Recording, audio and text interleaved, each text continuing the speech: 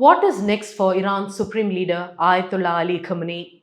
The Islamic Republic is on the edge as anti-government unrest escalated massively on Thursday, with millions taking to the streets across the country for a national rally called by exiled Prince Reza Pahlavi. Angry Iranians chanted death to the dictator and support to the Shah as demonstrations spread to all 31 provinces.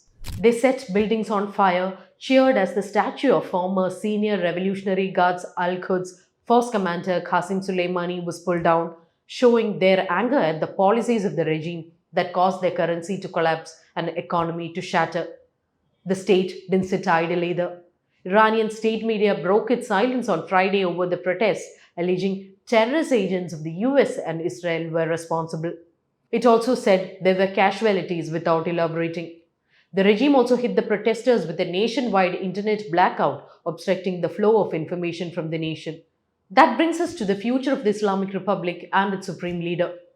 Public protests have happened before in Iran. The most recent one was in 2022 over the murder of Mahsa Amini.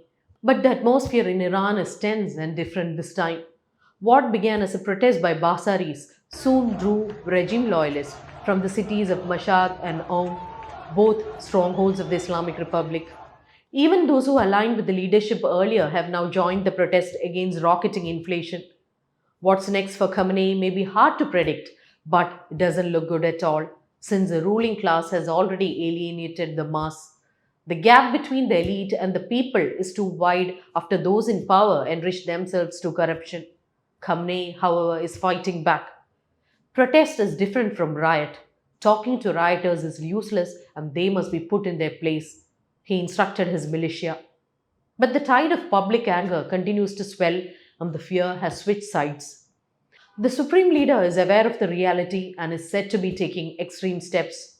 There are allegations that Iran is deploying foreign mercenaries, including militias linked to Iraq's Hashd al-Shabi, an Iranian-backed paramilitary umbrella group. This hints that the crack runs deeper. It has exposed how demoralized and fractured the IRGC and Basij force have become.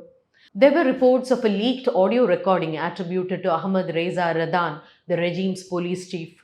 In the clip, he admits that the armed forces were running away from the people. There are also speculations that Khamenei and the Islamic leadership are considering fleeing to Russia.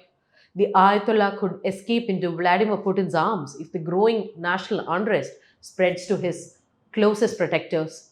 The plan, called Plan B by the British media, would include 86-year-old Supreme Leader and 20 close people, including his son Mojtaba, fleeing to Moscow.